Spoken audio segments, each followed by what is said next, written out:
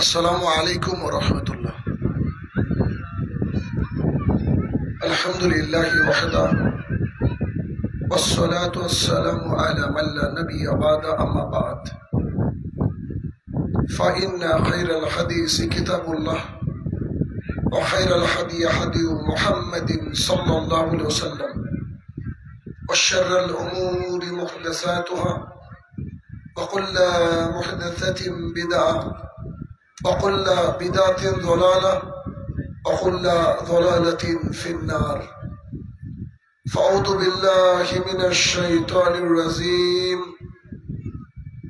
ألهاكم التكاثر حتى زرتم المقابر وقال الله سبحانه وتعالى أطيعوا الله وأطيعوا الرسول ولا تبطلوا أعمالكم عن أبي هريرة رضي الله تعالى عنه قال قال رسول الله صلى الله عليه وسلم كل أمتي يدخلون الجنة إلا من أبى قيل يا رسول الله من أبى قال من أطاعني دخل الجنة ومن عصاني فقد أبى عن عائشة رضي الله تعالى عنها قالت قال رسول الله صلى الله عليه وسلم من عمل عملا ليس عليه أمرنا فهو رد।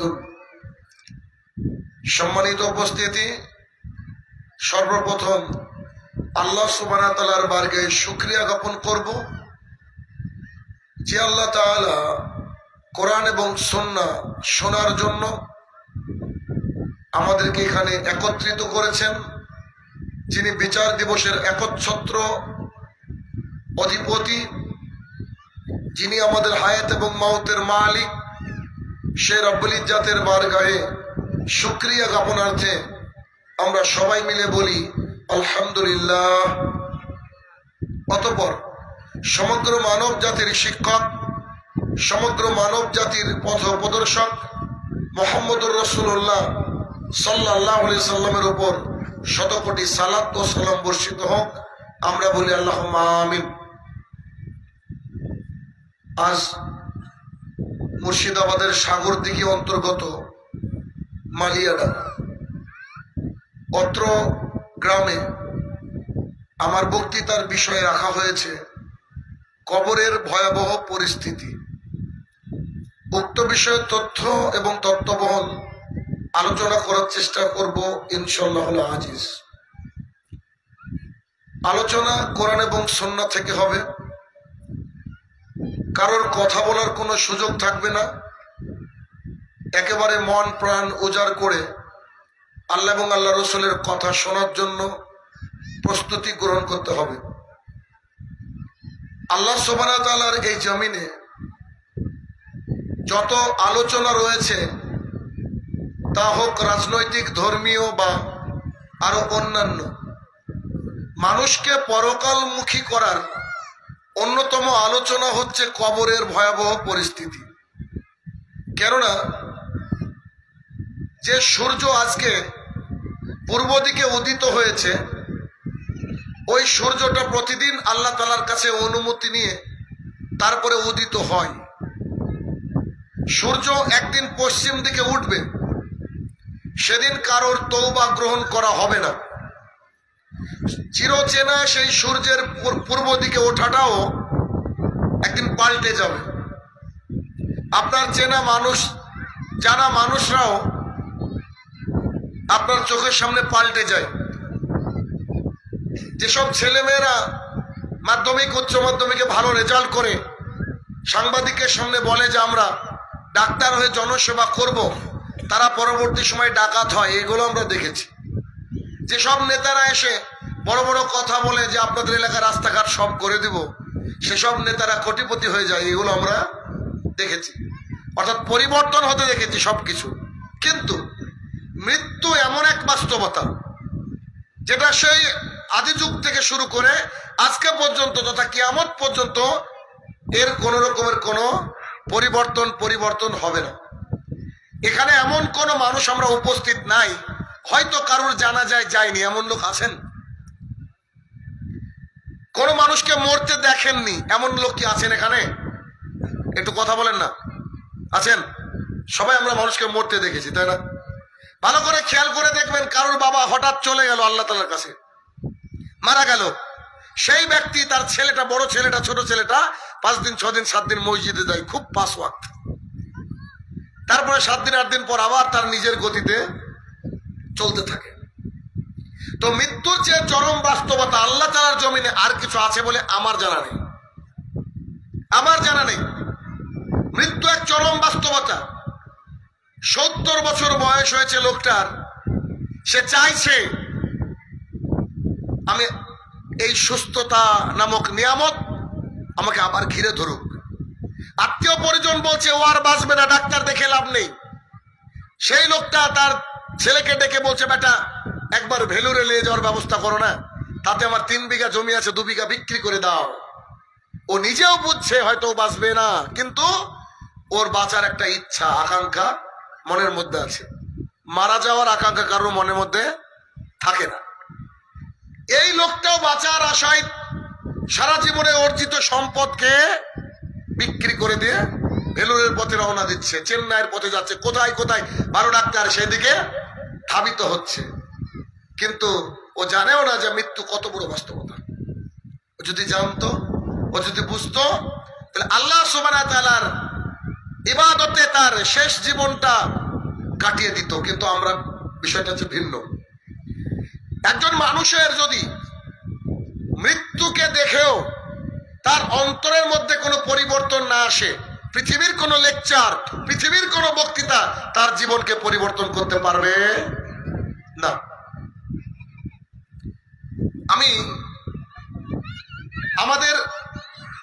আমি বিভিন্ন জায়গায় ঘোরাঘুরি করতে গিয়ে একটা বিষয় দেখেছি, হয়তো এটা আপনাদের এলাকায়ও আছে মনে হয়, সেটা আমি বলবো, একটু খেয়াল করেন আপনারা।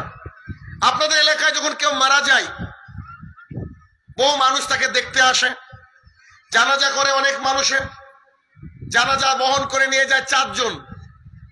নিয়ে যাওয়ার পর যখন তাকে কবরস্থ করা হয়, হয়তো একসাথে অনেক লোক হয়েছে, গোটা গ্রামের মানুষ।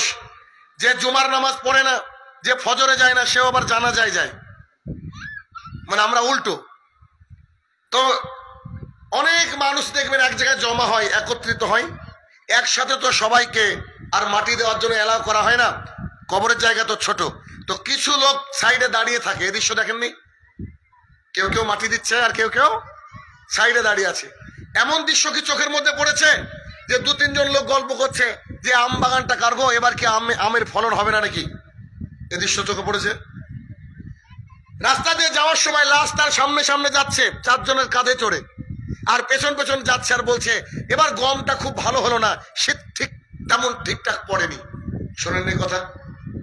জানাজা যাচ্ছে, তার পেছন পেছন বিড়ি খেতে খেতে যাচ্ছে। এমন দৃশ্য দেখেননি? কি কথা বলেন না কেন? দেখেননি?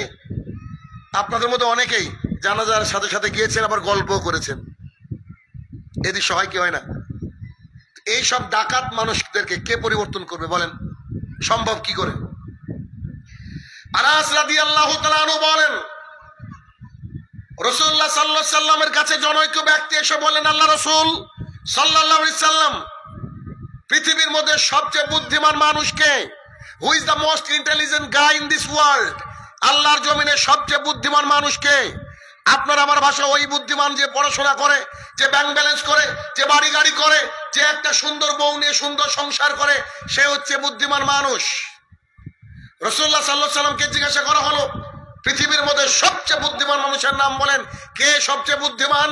রাসূলুল্লাহ সাল্লাল্লাহু আলাইহি সাল্লাম বললেন, ওই ব্যক্তি হচ্ছে সবচেয়ে বুদ্ধিমান যে ব্যক্তি প্রতিদিন বারবার তার মৃত্যুকে স্মরণ করে। বুদ্ধিমান কে? যে ব্যক্তি প্রতিদিন বারবার বারবার মৃত্যুকে স্মরণ করে।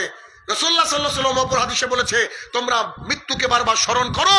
মৃত্যু হচ্ছে এমন একটা জিনিস, যেমন করে খাদ্যে লবণ পড়ে গেলে আর খাওয়া যায় না, মৃত্যুর কথা স্মরণ করলে দুনিয়াবি যে চিন্তা, দুনিয়াবি শখ, সুখ, আহ্লাদ, এগুলার এর সংকোচন হয়ে যায়।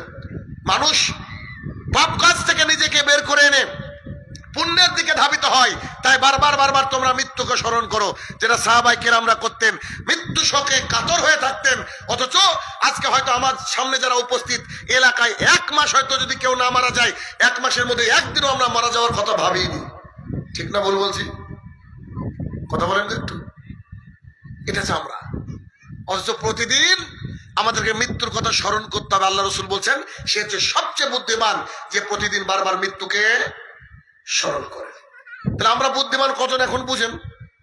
আপনি আমি কতটা স্মরণ করেছি? এখন আপনার আমার মধ্যে নিজের মধ্যে আত্মসমালোচনা হবে যে আমরা আজকে মৃত্যুকে স্মরণ করেছি কি, আমরা 1 সপ্তাহের মধ্যে করেছি কি, আমরা 1 মাসের মধ্যে মৃত্যুকে স্মরণ করেছি কিনা। বেশ ভাবেন এটা। পৃথিবীর বুকে সবচেয়ে অন্যতম বাস্তবতা হচ্ছে মৃত্যু। ওটা একটা বিশাল বড় চ্যাপ্টার। আর আমরা মানুষও তাই, পৃথিবীর বুকে এটা চাই সেটা চাই করতে করতে কবরে 1 পা চলে যাওয়া পর্যন্ত আমাদের আকাঙ্ক্ষার শেষ হয় না। এখানে এমন একজন ব্যক্তি আছেন নাকি বলেন তো যে আমার আর কিছু লাগবে না, আমার দরকার নেই আর কিছু? আছেন? নেই। অথচ এখানে অনেক স্টেজের মানুষ রয়েছেন, একেবারে ছোট থেকে শুরু করে বড় পর্যন্ত। দেখেন আকাঙ্ক্ষা এমন একটা জিনিস, আল্লাহ সুবহানাহু ওয়া তাআলা একেবারে বলে দিলেন আল হাকুমুত তাকাসুর হাত্তা যুরতুমুল মাকাবির। একটা মানুষ সম্পদ নিয়ে, ব্যাংক ব্যালেন্স নিয়ে, আত্মীয় স্বজন, রিলেশনস, এইগুলা নিয়ে আত্মভোলা থাকে কতদিন পর্যন্ত? যতদিন না সে কবরের মাটি দেখেছে। যখন সে কবরের মাটি দেখে সে বলে that is enough for me, এটা আমার জন্য যথেষ্ট, আমাকে আর লাগবে না। মারা যাওয়ার আগ পর্যন্ত একজন বৃদ্ধাকে যদি জিজ্ঞাসা করেন আপনার মনে শেষ ইচ্ছা কি, তো উনি বলবেন সবই ঠিক আছে, আমার ছোট মেয়েটার স্বামীটা, আমার জামাইটা একটু সেটেল হতে পারেনি, তাকে যদি 10 লাখ টাকা দিয়ে একটা ব্যবসা করে দিতে পারতাম, আমি শান্তির মৃত্যু মরতে পারতাম। ঠিক না? আল্লাহ তাআলা এই কথাই বললেন যে তোমরা আত্মভোলা থাকো সম্পদ নিয়ে, ব্যাংক ব্যালেন্স নিয়ে, রিলেশন নিয়ে, দুনিয়া নিয়ে। কতদিন পর্যন্ত? যতদিন না তোমরা কবরের মাটি দেখছো। কবরের মাটি দেখছো। পৃথিবীর বুকে সবচেয়ে বাস্তবতা বললাম মৃত্যু। একজন মানুষ যখন মারা যায়, মারা যাওয়ার পরিস্থিতি একটু ভয়াবহ, একটু ভয়াবহ মারা যাওয়ার পরিস্থিতি। আপনি খেয়াল করে দেখবেন, এখন কিছু সিসিটিভি ফুটেজ দেখা যায় যে মানুষ যখন মারা যায়, আমি দেখছিলাম সেদিন কয়েকটা ফুটেজ, আর আমি ভাবছিলাম যে একজন পাইলট তিনি মারা যাচ্ছেন, মারা যাওয়ার সময় তিনি এইভাবে আকাশের দিকে তাকাচ্ছেন, তাকাতে তাকাতে তাকাতে চলে গেলেন। একটা ছোট্ট শিশু হয়তো কোনো একটা ফ্যাক্টরির মধ্যে কর্মরত ছিলেন, সেই শিশুটা মনে হচ্ছে তার দিকে কিছু তেড়ে আসছে, সে বারবার বারবার করে হাত দিয়ে এরকম করছেন, করতে করতে তিনি মারা গেলেন। এরকম কয়েকটা দৃশ্য দেখে রাসূলুল্লাহ সাল্লাল্লাহু আলাইহি ওয়াসাল্লামের সেই হাদিসটা মনে পড়ে গেল। হাদিস আবু হুরায়রা রাদিয়াল্লাহু তাআলা আনহু বলেন রাসূলুল্লাহ সাল্লাল্লাহু আলাইহি ওয়াসাল্লাম বলেছেন, যার মৃত্যু নির্ধারিত হয়ে যায় সেই ব্যক্তির কাছে কিছু ফেরেশতা চলে যায়। যদি সে ভালো ব্যক্তি হয়, তার সাথে ওই যে ব্যক্তি মারা যাচ্ছে তার শিওরে, তার আশপাশে বেশ শুভ্র পোশাক পরে, জান্নাতের একটা রুমাল নিয়ে সেই ব্যক্তিরা, সেই ফেরেশতারা তার আশপাশে বসে থাকে। আর ওই ব্যক্তি যদি খারাপ ব্যক্তি হয়, তাহলে কুৎসিত কালো চেহারার কিছু ফেরেশতা একেবারে নোংরা সালা চটের মতো কিছু নিয়ে তার দরবারে হাজির হয়ে যায়। যখন মৃত্যুর ঘন্টা বেজে যায়, মালাকুল মউত চলে আসে শেষ পর্যায়ে। মালাকুল মউত এসে সেই ব্যক্তিকে বলতে থাকে, সেই ব্যক্তির যে আত্মা, সেই আত্মাকে বেরিয়ে আসার কথা বলে। ওই ব্যক্তি যদি মুমিন হয়, ভালো হয়, সেই ব্যক্তিকে বলা হয় হে প্রশান্ত আত্মা, আল্লাহ তাআলার অনুগ্রহের দিকে বেরিয়ে আসো। চারপাশে রুমাল নিয়ে দাঁড়িয়ে আছেন শুভ্র সুন্দর ফেরেশতারা। যেই আত্মাটা বেরিয়ে আসে, রাসূলুল্লাহ সাল্লাল্লাহু আলাইহি ওয়াসাল্লাম বলছেন তোমরা কি মশক দেখোনি নাকি? সাহাবায়ে কেরাম বললেন জি আমরা মশক দেখেছি। আপনারা কি মশক বুঝেন? বুঝেন? বুঝেন? আপনারা বোতল বুঝেন? মশক মানে চামড়ার পানি রাখার পাত্র, আগেকার জামানা। এখন আপনাকে আমি হাদিসের বাস্তবতা দেখাচ্ছি। হাদিসের বাস্তবতা দেখেন তো। রাসূলুল্লাহ সাল্লাল্লাহু আলাইহি ওয়াসাল্লাম বলেন সাহাবীরা, জি আল্লাহর রাসূল বলেন তোমরা তো মশক দেখেছো? জি দেখেছি। মশক থেকে পানি বেরোতে কি অসুবিধা হয়? আপনার বাস্তবতা দেখাই। এটা একটা বোতল, দেখেন তো অসুবিধা হলো? আটকালো? কোনো সমস্যা?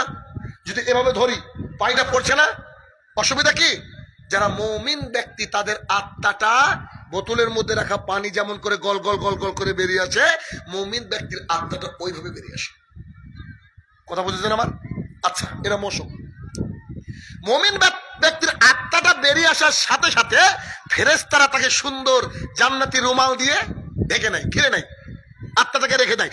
আত্মাটাকে রেখে দিয়ে সে উপরে উঠতে থাকে, উপরে উঠতে থাকে, উপরে উঠে 1 নম্বর আসমানে চলে যায়, যে আসমানে আপনি আমি দেখি। ওই আসমানে গিয়ে একটা গেট রয়েছে, গেটে ফেরেশতা টক টক করে মানে কলিং বেল দেওয়ার মতো ঘন্টি বাজায়। ফেরেশতা যখন এইভাবে করে তখন বলে, মানান্তা, তুমি কে? জি, আমি অমুক ফেরেশতা। তোমার সাথে কে? অমুকের বেটা অমুক। আচ্ছা ঠিক আছে। খুলে দেওয়ার জন্য সে অনুরোধ করে, তাকে খুলে দেওয়া হয়। তারপরে বলে, মাশাআল্লাহ, সুবহানাল্লাহ, আলহামদুলিল্লাহ, এটা কার আত্মা এনেছো? এ তো প্রশান্ত আত্মা, এত সুন্দর তার দেহ থেকে ঘ্রাণ বাড়াচ্ছে, এই রুমাল থেকে ঘ্রাণ বাড়াচ্ছে। তারা আত্মহারা হয়ে গিয়ে এক আসমান থেকে অপর আসমানের গেট পর্যন্ত ফেরেশতারা তাকে স্বাগত জানাতে জানাতে ওই আসমান পর্যন্ত পৌঁছে যায়। রাসূলুল্লাহ সাল্লাল্লাহু আলাইহি ওয়াসাল্লাম বলেন, এভাবে করতে করতে আল্লাহ তাআলার কাছে চলে যাওয়া হয়। আল্লাহ সুবহানাহু ওয়া তাআলাকে জিজ্ঞাসা করা হয়, হে আমাদের প্রতিপালক, এটাকে কোথায় রাখবো? আল্লাহ তাআলা বলে যে, ওর নাম লিখো ইল্লিনে। ইল্লিন, সিজ্জিন, দুটো জায়গা। এটা খাতা, ভালো খারাপ বুঝতে পারছেন নিশ্চয়ই। তার নামটা লিখে দেওয়া হয়, ব্যাস। এ হচ্ছে একটা। 2, একই হাদিসে রাসূল সাল্লাল্লাহু আলাইহি ওয়াসাল্লাম বলছেন, এবার আপনার আমার কথা, এটা আমি পানিটা ফেলে আপনাকে কেন দেখালাম এবার বুঝতে পারবেন। দেখেন একটু, রাসূলুল্লাহ সাল্লাল্লাহু আলাইহি ওয়াসাল্লাম বলছেন, যে ব্যক্তি বেদিন বেঈমান, একটু দাঁড়াই তো, একটু দাঁড়াই।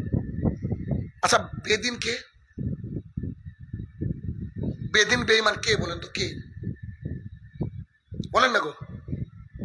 আপনারা তো খুব এক্সপার্ট মানুষ, বলেন একটু। বেদিন বেঈমান কাফেরেরা কারা?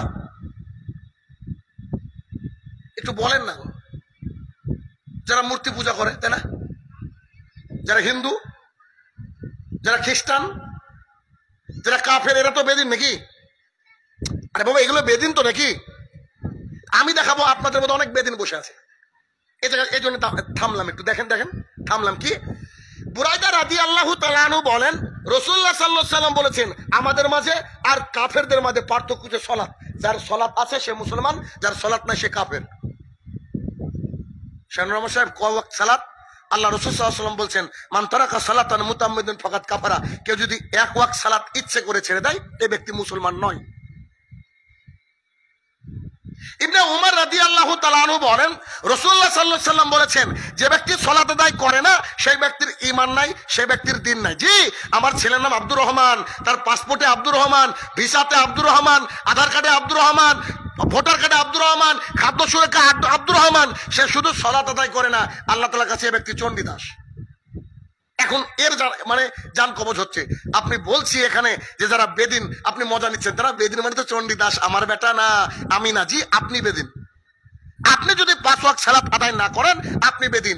আপনি যদি দৈনিক 1 ওয়াক্তে ইচ্ছা করে ছেড়ে দেন, আপনি বেদিন, আপনি মুসলমান নন। তাহলে যারা শুকুর আলী তারা কি? কাফের। কোন রকমের কোনো প্রশ্ন নাই, ভয়ের কোনো কারণ নাই। একেবারে ইজমা কিয়াস যাই ধরেন না কেন, সব এ বিষয়ে লেকচার শুনতে গেলে কালকে করে দিয়েছি, ইউটিউবে আছে, শুনে নেন, এত কথা নেই। এবার আপনাকে বলছি, এবার ওই ব্যক্তি যারা বেদিন বেঈমান, তার জন্য ফেরেশতা এসেছে কারা বলেন তো? কুৎসিত কালো চেহারা, ছালা চট, বুঝেন কি? এখন এটা এটা এটা এই যে ওই যে বসে আছেন, এটা তো ভালো, এটা তো পরিষ্কার, একেবারে নোংরা। ফেরেশতারা এইভাবে ধরে বসে আছে। এখন আত্মা তো আল্লাহকে চিনে, আব্দুর রহমান না চিনলে কি হবে? এই যে লোকগুলা সবাই তো আল্লাহকে চিনে না, কিন্তু ওর আত্মাটা আল্লাহকে চিনে না। কি? আত্মাটা চিনে না। আত্মা বুঝতে পেরেছে, এখন যদি আমি বেরিয়ে যাই তো আমার ভাগ্যে কি আছে। রাসূলুল্লাহ সাল্লাল্লাহু আলাইহি ওয়াসাল্লাম বলছে, ফেরেশতা বলে যে, ও খবিশ আত্মা, বেরিয়ে আসো। তখন আত্মা বেরোতে চায় না। আত্মা ছুটতে ছুটতে ছুটতে ছুটতে মানুষের আঙুলের মধ্যে ঢুকে যায়, মানুষের আঙুলের মধ্যে ঢুকে যায়, আত্মা ঢুকে যায়, আত্মা ঢুকে যায়। রাসূলুল্লাহ সাল্লাল্লাহু আলাইহি ওয়াসাল্লাম বলছেন, ফেরেশতা তখন তার পিঠের উপরে মারে। দেখেন না, মানুষ মারা যাওয়ার সময় কত কষ্ট হয়। কেউ চোখগুলো এরকম করে দাঁড়িয়ে ফেলে। আপনি কি দৃশ্য দেখেননি? কেন এমনি নাকি? ফেরেশতা মারতে শুরু করে পেছন দিক দিয়ে, একেবারে এই বরাবর মারতে মারতে মারতে মারতে তার আত্মা আত্মাটা বেরিয়ে আসে। রাসূলুল্লাহ সাল্লাল্লাহু আলাইহি ওয়াসাল্লাম বলছেন, ছেঁড়া ছালা চটের মধ্যে যদি বড়শি রাখা হয় আর বড়শি যদি টান দেওয়া হয়, খালি বড়শি আসবে নাকি ছালাও আসবে? বলেন, ছালা ছিঁড়ে চলে আসবে না? তো ছালা যেমন করে ছিঁড়ে চলে আসে, তার আত্মাটা একবারে ছিঁড়ে ফিরে ছিন্ন ভিন্ন করে চলে আসে। এবার ফেরেশতারা করে কি, তাকে একবারে ছালা চটের মধ্যে জড়িয়ে ধরে ফেরেশতারা 1 নম্বর আসমানে গিয়ে বলে, জনাব দরজা খুলেন তো, কোন খবিশকে নিয়ে এসেছেন? আরে এই খবিশের জন্য গোটা আসমানি যেন একবারে সেন্ট, কি বলবো, একেবারে নোংরা গন্ধে শেষ হয়ে গেল। তখন ফেরেশতারা করে কি, এখান থেকে ছুঁড়ে মারে ওই পরের আসমান। এই করতে করতে ফেরেশতা আল্লাহর কাছে গিয়ে বলে, এর নাম কোথায় লিখবো? তো লিখো সিজ্জিনে। কথা বোঝাতে গেল? কথা বুঝতে পারলেন? তাহলে মারা যাওয়ার শুরুতেই গজব শুরু। এখন আপনি খাঁটি মুমিন মুসলমান হবেন নাকি এমনি এমনি চলবে, যেমন করে চলছেন তেমন, এটা আপনি খেয়াল করেন। কারণ মৃত্যু যে বাস্তবতা, এর যে বাস্তবতা আল্লাহর জমিনে আর কিছু আমার চোখে পড়ে না, আর কিছু চোখে পড়ে না। মৃত্যু খুব কঠিন জিনিস, মৃত্যু খুব কঠিন জিনিস। একটা কথা মাঝে একটু বলি আপনাকে, যাতে একটু আপনার জীবনটা পরিবর্তন হয়। দেখেন, আমি 2012 সালে সৌদি আরব থেকে আসে দাওয়াতের কাজ শুরু করি। আমাদের এলাকায় কেউ জানতো না যে আমিন জোরে বলতে হয়। মানে সবাই কারা বুঝতে পারছেন তো? সেখানে দাওয়াতের কাজ ফার্স্ট শুরু করি আমি। দাওয়াতের কাজ করতে করতে করতে মসজিদ থেকে বের করে দিল, আলাদা একটা মসজিদ করলাম। এরকম করতে করতে দাওয়াতের কাজ যখন আমরা শুরু করলাম, তখন আমাদেরকে খালি একটা ভয় দেখাতো যে তোরা মরলে কিন্তু গোরস্থান মাটি দিতে দেবো না। আল্লাহ তাআলার কাছে দোয়া করলাম, মানুষের কাছে কালেকশন করলাম, একটা গোরস্থান তৈরি করলাম। গোরস্থান তৈরি করার পরে খাটিয়া তৈরি করা হয়, খাটিয়া বুঝেন তো? খাটিয়া তৈরি করলাম। তো যে লোকটা সবচেয়ে বেশি টাকা দিয়েছে তাকে একদিন বলছি মসজিদে, আমি বলছি, কাকা এই যে খাটিয়াটা আপনার টাকায় তৈরি, আল্লাহ জানে যে খাটিয়াতে কে উঠবে, আর আমাদের গ্রুপের এখন পর্যন্ত কেউ মারা যায়নি। কাকাকে বলছি। তো বলছে, বাপ সেটাই তো, কে যে উঠবে জানি না। অনেক ভালো মানুষ তিনি। তো তিনি গোরস্থানে অনেক টাকা দিয়েছেন। 4 বছর আগের রমাদান, 13ই রমাদান, তার আগে আলহামদুলিল্লাহ উনি তাহাজ্জুদ ধরেছিলেন। তো উনি 13ই রমাদানে আল্লাহর কাছে চলে গেলেন। উনি কিন্তু আমার কাকা, পাড়া প্রতিবেশী। তো আমরা একবারে ভেঙে পড়েছিলাম, মানে খুব কাছের মানুষ ছিল আমার, সোজা কথা। এখনো হয়তো আমার বাবা মারা গেলে এত কষ্ট পাবো না, উনার মারা যাওয়া আমি এত কষ্ট পেয়েছিলাম। এরকম একটা আন্তরিকতা, দিনই যে রিলেশন, এটার জন্য। তো আমাদের গোরস্থানটা হচ্ছে আমাদের বাড়ি থেকে জলঙ্গি যাওয়ার 2টো রাস্তা, বাজারে যাওয়ার, একটা মেইন রোড আর একটা যে বর্ডার রোড। আমাদের বাড়ি থেকে বাংলাদেশের লোক দেখা যায়, একেবারে বর্ডার। তো এই বর্ডার রোডটা রাত্রিবেলায় নট এলাও, সারাদিন চলতে পারবেন। তো বর্ডারের পাশে কাকার হচ্ছে গোরস্থান, ওই মানে উনি কবর হয়েছে। কিছুদিন আগে একজন ব্যক্তি মারা গেলেন, উনিও রমাদানে মারা গেলেন। আমাদের মধ্যে 2জন ব্যক্তি মারা গেছেন, বয়স্ক, একজন একটু অল্প বয়স, একজন বেশি বয়স। তো আমি শাহিনুর রহমান, যেদিন কাকা মারা গিয়েছে সেদিন থেকে আজ পর্যন্ত কোনোদিন বাজারে আমি মেন রোড দিয়ে যাইনি। কেন বলেন তো? আনাস রাদিয়াল্লাহু তাআলা হাদিস মনে করেন তো, পৃথিবীর মধ্যে সবচেয়ে বুদ্ধিমান কে? যে ব্যক্তি বারবার মৃত্যুকে স্মরণ করে। জি, আমি চেষ্টা করি, আমি ওই সাইড দিয়ে যাই, কাকার জন্য দোয়া করি, নিজের জন্য দোয়া করি, যেমন দোয়া করতে হয় কবর জিয়ারত। খালি দোয়া করার জন্য আমি ওই সাইড দিয়ে যাই। আমি কি যেতে পারি না ওই সাইড দিয়ে? একই রাস্তা, এই সাইড দিয়ে যাই। কেন? চেষ্টা করেন একটু আপনারা বুদ্ধিমান হওয়ার, এখান থেকে যদি শিক্ষা পান। আর উনি এত ব্যস্ত মানুষ ছিলেন, আর এত লাখ লাখ কোটি কোটি টাকার মালিক ছিলেন, আজকে আল্লাহু আকবার, তার জন্য 1 পয়সা দান করার কেউ নাই। অথচ তিনি একেবারে 2 হাতে মুট করে টাকা দান করেছেন, হিসাবই থাকতো না টাকা দেন। কি বলছেন আপনি? অত ব্যস্ত মানুষ। আমাকে একদিন বলছে, বেটা জানো, আমার মনে হয় পশ্চিমবঙ্গে সবচেয়ে বেশি আমি বাইক চড়েছি। আমি কেন? টাকা পয়সার ব্যবসা করতেন তো, ওই যে ব্যাগ আছে না, এমনি আমরা হাট বাজার করি, হাট বাজারের ব্যাগ সবসময় টাকা লোড থাকতো তার। আল্লাহ এত টাকা দিয়েছিলেন। তাহলে সেই ব্যস্ত মানুষটা আজকে কবরের মধ্যে শুয়ে আছে, 4 বছর হলো, কেউ তো দোয়া করে না। কথাকে বুঝাতে পারছি? কবর এতটা বাস্তবতা, আপনাকে ওখানে শুয়ে থাকতে হবে। আপনি যদি একবার চান আল্লাহু আকবার এই শব্দটা বলতে, আপনি আমি পারবো না, আপনিও পারবো না। আয়েশা রাদিয়াল্লাহু তাআলা আনহা বলেন, একজন ইহুদি মহিলা আমার বাড়িতে আসলেন, এসে বলছেন, আয়েশা। জি বলেন। বলছিলাম কবরের আযাব থেকে আল্লাহ তাআলা আপনাকে বাঁচাক। আয়েশা রাদিয়াল্লাহু তাআলা আনহা বলেন, আমি জানতাম না যে কবরে আযাব হয়। রাসূলুল্লাহ সাল্লাল্লাহু আলাইহি ওয়াসাল্লাম তৎক্ষণাৎ বাড়িতে ঢুকলেন, আর আমি বলছি, আল্লাহ রাসূল সাল্লাল্লাহু আলাইহি ওয়াসাল্লাম, কবরে কি আযাব হয়? রাসূলুল্লাহ সাল্লাল্লাহু আলাইহি ওয়াসাল্লাম বলছে, জি আয়েশা, কবরে খুব কঠিন আযাব হয়। আয়েশা রাদিয়াল্লাহু তাআলা আনহা বলেন, রাসূলুল্লাহ সাল্লাল্লাহু আলাইহি ওয়াসাল্লাম দোয়া করতে লাগলেন। এরপর থেকে আমি আল্লাহ রাসূলকে কোনোদিন দেখিনি তিনি নামাজ শেষ করেছেন অথচ কবর থেকে পানা চাননি, কবর আযাব থেকে পানা চাননি। এমন দৃশ্য আমি আয়েশা রাসূলুল্লাহ সাল্লাল্লাহু আলাইহি ওয়াসাল্লামের সঙ্গে থাকা অবস্থায় দেখিনি। মানে রাসূলুল্লাহ সাল্লাল্লাহু আলাইহি ওয়াসাল্লাম কবরের আযাব থেকে কি করতেন? পানা চাইতেন। আল্লাহ রাসূল সাল্লাল্লাহু আলাইহি ওয়াসাল্লাম কবরের আযাব থেকে পানা চাইতেন। আনাস রাদিয়াল্লাহু তাআলা আনহু বলেন, আমি রাসূলুল্লাহ সাল্লাল্লাহু আলাইহি ওয়াসাল্লামকে বলতে শুনেছি। আনাস ইবনে মালিক রাদিয়াল্লাহু তাআলা আনহু বলেন যে আমি রাসূলুল্লাহ সাল্লাল্লাহু আলাইহি ওয়াসাল্লামকে বলতে শুনেছি, ইন্নাল আবদা ইযা উযিয়াতি কাবরিহি, যখন কোনো বান্দাকে কবরের মধ্যে রাখা হয়, যখন কোনো বান্দাকে কবরের মধ্যে রাখা হয়। আচ্ছা বলেন তো, পৃথিবীর বুকে মানুষ কত না রেকর্ড তৈরি করলো, কত না ভালো মানুষের পরিচয় মানুষ দিল, এটা আমি একটা জিনিস এখন পর্যন্ত পাইনি। সেটা কি বলেন তো? 30 বছরের সম্পর্ক, হঠাৎ করে স্বামীটা মারা গেছে। পৃথিবীর কোনো বউকে কি দেখেছেন নাকি বউটা এলাকার লোকজনকে বলছে যে 30 বছর তো সংসার করলাম, আমার স্বামীকে কবরের মধ্যে রাখলেন, আপনারা সবাই চলে যান, ঠিক আছে, মাটি দিলেন, দোয়া করলেন, চলে যান, আমি একটু একটা রাত আমার স্বামীর সাথে থাকি। এই দৃশ্য দেখেছেন? হয়েছে এলাকায়? কি গো, কথা বুঝেন না আপনারা বাংলা? হ্যাঁ বা না বলেন কিছু।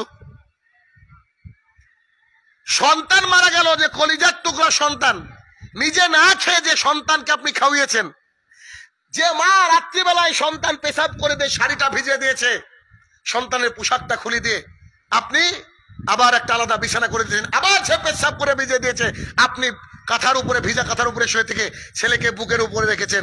এই ছেলের বাবা অথবা মা আল্লাহর জিম্মায় চলে গেল, মারা গেল। পৃথিবীর কোন সন্তান বলেছে নাকি আমার আব্বা আম্মা মারা গেল, আমাকে একটু আপনারা অবকাশ দেন, আমি আমার আব্বা আম্মার সাথে রাত্রিটা থাকি? বলেছে? বলেনি। ভাই, এটা হচ্ছে চরম বাস্তবতা। কবর যত পুরনো, জিয়ারত তত পুরনো, কবর যত পুরনো, দোয়া তত আউট। আপনি একবার হিসাব করে দেখেন, এখানে যত মানুষ আছেন, আপনাদের দাদা মারা গিয়েছে, আমি একবার শিওর বলছি, আপনি 6 মাসের মধ্যে আপনার দাদার কথা মনেই করেননি। দেখেন, এটা বাস্তবতা, এটাই বাস্তবতা। এটা আমরা মানুষ। শয়তান আমাদেরকে ভুলিয়ে রেখেছে, শয়তান ভুলিয়ে রেখেছে। 100 লোককে আপনি দাঁড় করে দেন, 1-2 লোক পাবেন কিনা সন্দেহ যে তার দাদার কথা মনে রেখেছে, তার দাদার জন্য দোয়া করেছে, তার বাবার জন্য দোয়া করেছে, তার মায়ের জন্য দোয়া করেছে। যদি কবর পুরনো হয়, তাদের কথা বলছে। আনাস রাদিয়াল্লাহু তাআলা আনহু বলেন, রাসূলুল্লাহ সাল্লাল্লাহু আলাইহি ওয়াসাল্লামকে বলতে শুনেছি, যখন কোনো বান্দাকে কবরের মধ্যে রাখা হয়, ওয়াতাওয়াল্লু আনহু আসহাবুহু, তাকে রেখে লোকজন ফিরতে শুরু করে। দেখবেন গোরস্থানের বাইরে অনেকে স্যান্ডেল রাখে না, স্যান্ডেল চপ্পল রাখে। তো যখন কবরস্থ হয়ে যায়, চপ্পলগুলা রেখে আসে নাকি পায়ে দিয়ে আসে? পায়ে দিয়ে আসে। আর চপ্পল যখন পায়ে দিয়ে আসে, একটা আওয়াজ হয় না? দেখবেন প্রত্যেকের একটা আলাদা আলাদা আওয়াজ আছে। হাদিস বোঝাচ্ছে আপনাকে, হাদিস। রাসূলুল্লাহ সাল্লাল্লাহু আলাইহি ওয়াসাল্লাম বলছেন, যখন কবরস্থ করে দিয়ে লোকজন ফিরতে শুরু করে, লাসমাউ কারানি আলিহি, কবরে যে ব্যক্তিকে রেখে আসলেন, সেই ব্যক্তি চলে যাওয়া মানুষের জুতা স্যান্ডেলের আওয়াজ শুনতে পায়। পৃথিবীর যদি আপনি মানে ভেতরটা যদি আপনার পিউরিফাই থাকে, যদি আল্লাহর প্রতি ঈমান থাকে, এই হাদিসটা আপনার অন্তরটাকে মুছড়ে দুমড়ে রেখে দেবে। একবার কল্পনা করেন তো, একটু দেখেন, ছেলেটা ওই ঘরে পড়ছে, হঠাৎ করে কারেন্ট চলে গেছে, এমত অবস্থায় ছেলে চিৎকার দিয়ে বলছে, আম্মু ডিশ লাইট দাও, আম্মু জ্বালাও, লাইটার দাও, ইত্যাদিতে দেখে পাগল হয়ে গেছে। দৌড়ে আব্বুর সাথে এসে বুকের মধ্যে পড়ে গিয়েছে সন্তানটা। জি, ওই সন্তান মারা গেছে, ওই সন্তান, জি ওই সন্তানকে কবরস্থ করেছে বাবা চলে আসছে। সন্তান কবরের মধ্যে থেকে বুঝতে পারছে, আমার আব্বা আমাকে রেখে চলে যাচ্ছে, আমার ভাই আমাকে রেখে চলে যাচ্ছে, যার সাথে সন্ধ্যাবেলায় খেলতাম, বিকালবেলায় খেলতাম, সে আমার খেলার সাথীরা আমাকে রেখে চলে যাচ্ছে। আমার ইমাম সাহেব যার পেছনে সালাত আদায় করতাম তিনিও আমাকে রেখে চলে যাচ্ছে। এটা তো ওই গোরস্থান যেদিন আমি জীবিত ছিলাম প্রতিদিন দেখেছি, এখানে দাঁড়াতে ভয় পেতাম জীবিত অবস্থায়। আজকে আমি ওখানে, আমাকে রেখে আমার আত্মীয় পরিজন সবাই চলে যাচ্ছে, কেউ থাকছে না। ছেলেটার পরিস্থিতি কি হবে বলেন তো? যদি পৃথিবীতে আরেকবার মৃত্যুর চান্স থাকতো, আমি নিশ্চিত কবরে এই কথা ভেবেই তার দ্বিতীয়বার হার্ট অ্যাটাক হয়ে যেত। কিন্তু দুঃখের বিষয় কি জানেন? কবরে যাওয়ার পর মানুষ আর মরবে না, চিরকাল বেঁচে থাকবে, আর কোনো মৃত্যু নাই, একবারই মৃত্যু। রাসূলুল্লাহ সাল্লাল্লাহু আলাইহি ওয়াসাল্লাম বলেন, এরকম ভয়াবহ পরিস্থিতি তার মধ্যে হতে থাকবে। ঠিক এই সময় তাকে বলা হবে, মা হাজা রাজুল আল্লাযী বায়ুসাফিকুম, এই ব্যক্তি সম্পর্কে তোমরা কি জানো? ওই ব্যক্তি যদি মুমিন হয়, ওই ব্যক্তি বলবে হুয়া মুহাম্মদুর রাসূলুল্লাহ সাল্লাল্লাহু আলাইহি সাল্লাম, উনি হচ্ছেন আল্লাহ রসুল, উনি আমাদের প্রিয় মানুষ। এ কথা বলার সাথে সাথে ফেরেশতা বলবে, জনাব এই দেখো জাহান্নাম, দেখো দেখো দেখো, এ হচ্ছে জাহান্নাম। এটা তোমার ভাগ্যে ছিল, আল্লাহ তাআলা অনুগ্রহ করে তোমাকে জান্নাত দিয়েছে, এই হচ্ছে জান্নাত, এই হচ্ছে জান্নাত। এই লোক জান্নাত দেখার সাথে সাথে বলবে সুবহানাল্লাহি ওয়া বিহামদিহি, আমি যেতে চাই জান্নাতে। তখন তাকে বলবে যে তুমি ঘুমিয়ে থাকো, কেমন করে? বাসর রাতের দুলা যেমন করে ঘুমিয়ে থাকে, ওকে কেউ ডিস্টার্ব করে না, তুমি ঠিক তেমন করে ঘুমিয়ে থাকো। এবার ওই লোককে ঘুমিয়ে থাকতে বলা হবে, সে ঘুমিয়ে থাকবে, সে কিয়ামতের মাঠের দিন উঠবে। তাই শাহিনুর রহমান মাঝে মাঝে বলে যে ঘুমানোর জায়গা কবর। দুনিয়াতে বেঁচে থাকতে একটু আমল করেন, 2-4 রাকাত তাহাজ্জুদের সালাত আদায় করেন, দিনরাত জিকির আজকার করেন, দিনরাত ভালো কাজ কিছু করেন, আপনার জীবনটা যেন ভালো কাজে কাটে, এই টার্গেট আপনি নেন। এটা আপনাকে টার্গেট করতে হবে। কেন? ঘুমানোর জন্য রয়েছে কবর। যতক্ষণ পারবেন একেবারে আরাম করে ঘুমাবেন, কোন রকমের কোনো ক্লান্তি আসবে না, কেউ ডিস্টার্ব করবে না। একই হাদিসে রাসূলুল্লাহ সাল্লাল্লাহু আলাইহি ওয়াসাল্লাম বলেন, সেই ব্যক্তি যদি বেঈমান হয়, বেদিন হয়, সালাত আদায়কারী না হয়, সেই ব্যক্তি যদি খারাপ মানুষ হয়, সেই ব্যক্তিকে বলা হবে মা হাজা রাজুল আল্লাযী বায়ুসাফিকুম, তুমি কি জানো এই ব্যক্তিকে? সেই ব্যক্তি উত্তর দেবে হা হা লা আদরি, হাই হাই আফসোস, আজকে আমি তাকে চিনতে পারছি না। কি করে চিনবেন? দাড়ি চেয়েছে, ফেসবুকে স্ট্যাটাস মারেন, উই লাভ মোহাম্মদ সাল্লাল্লাহু আলাইহি ওয়াসাল্লাম, ইউ আর দ্য বার্ড পার। দাড়ি চাষা লোক মোহাম্মদ সাল্লাল্লাহু আলাইহি ওয়াসাল্লামকে ভালোবাসে, এটা আমার বিশ্বাস হয় না, অসম্ভব, ঘাটতি আছে। আপনি চিন্তা করে দেখেন। আমি জানি আমার বক্তৃতায় কষ্ট হয় মানুষের, এভাবেই চলবে আল্লাহ যদি কিয়ামত পর্যন্ত বাঁচিয়ে রাখেন। সালাত আদায় না করে আল্লাহ রসুলকে ভালোবাসি, হাই আল্লাহ সালাত ডাকে ফজরে যদি আপনি উপস্থিত না হতে পারেন, তাহলে আপনি আল্লাহ রসুলকে ভালোবাসেন, আপনি মিথ্যা দাবিদার। আপনার প্যান্ট যদি টাকনুর নিচে যায়, আপনার লুঙ্গি যদি টাকনুর নিচে যায়, আপনি অহংকারী, আপনি আল্লাহ রসুলকে ভালোবাসতে পারেন না।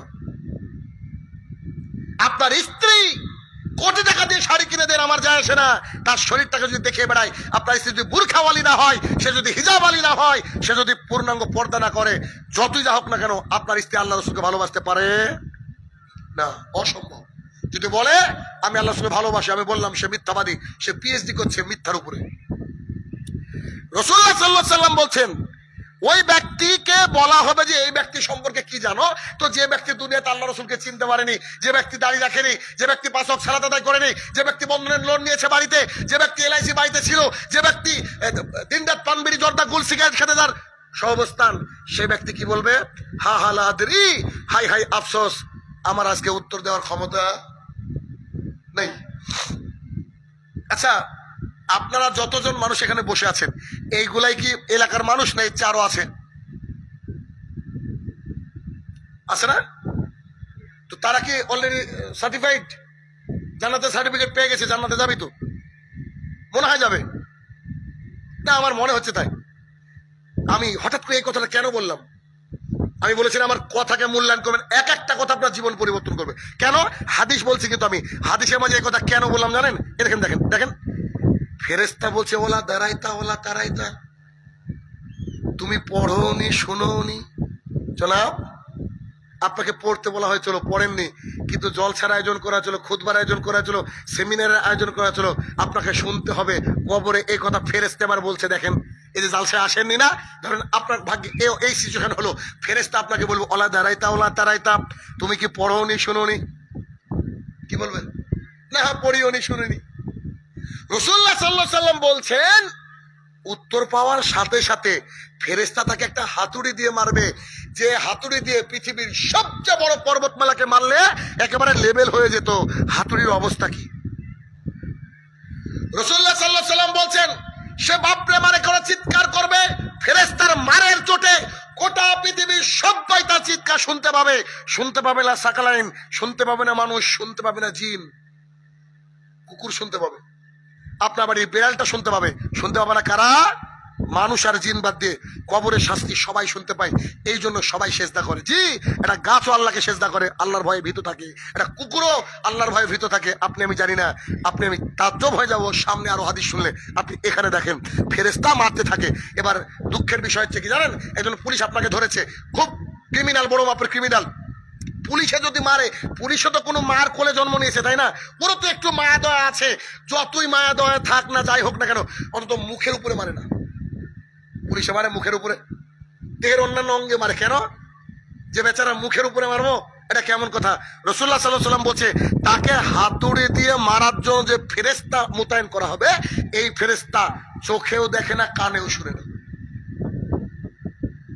মারের গতি কি হবে, কোথায় মারবে, বুঝতে পেরেছেন? ও ফেরেশতা মারবার ভাববে, চিৎকার করে না কেন? আল্লাহ তোর কানই দেয়নি। মারের গতি কি হবে? যেমন অনেক মানুষ আছে যারা কানে শুনতে পায় না, একটু কথা হলে কি বলছো বলে কি বলে না, ও রেগে যায় একটু। ফেরেশতা কি রাগা রাখবে বুঝতে পারছেন তো? মারতে থাকবে, মারতে থাকবে। এখনো হাদিস শেষ হয়নি, হাদিস অনেক লম্বা। রাসূলুল্লাহ সাল্লাল্লাহু আলাইহি ওয়াসাল্লাম বলছেন আল্লাহ সুবহানাহু ওয়া তাআলা আকাশ থেকে বলবে কবরের মাটি। আল্লাহ বলেন সবাই আল্লাহর কথা শুনে, সবাই আল্লাহর কথা শুনে, একমাত্র আমরা আল্লাহর কথা শুনি না। রাসূলুল্লাহ সাল্লাল্লাহু আলাইহি ওয়াসাল্লাম বলছেন আল্লাহ তাআলা কবরের মাটিকে নির্দেশ দিবে যে তাকে চেপে ধরো। কবরের মাটিকে নির্দেশ দিবে তাকে চেপে ধরো। রাসূলুল্লাহ সাল্লাল্লাহু আলাইহি ওয়াসাল্লাম হাদিসের বাক্যটা বলছে হাত্তা তাকতালিফাতুলাহুম, ডান পাজরের হাড় আর বাম পাজরের হাড় এভাবে মিশে যাবে। বুঝতে পারছেন? এইভাবে ঢুকে যাবে, এই পাজরের হাড়গুলা এভাবে ঢুকে যাবে। এভাবে চলতে থাকবে কতদিন? যতদিন না কিয়ামতের মাঠে উঠছেন ততদিন। বলেন এবার কবরের আযাব সহ্য করার ক্ষমতা কি কারোর থাকবে? আমার হিসাব তো নাই। দেখেন আমি তো বুঝতে পারি না। আব্দুল্লাহ ইবনে ওমর রাদিয়াল্লাহু তাআলা আনহু বলেন রাসূলুল্লাহ সাল্লাল্লাহু আলাইহি ওয়াসাল্লাম বলেছেন, রাসূলুল্লাহ সাল্লাল্লাহু আলাইহি ওয়াসাল্লাম বলেছেন যে আমি জানি সাদ রাদিয়াল্লাহু তাআলা আনহুর কবরে আযাব হবে না।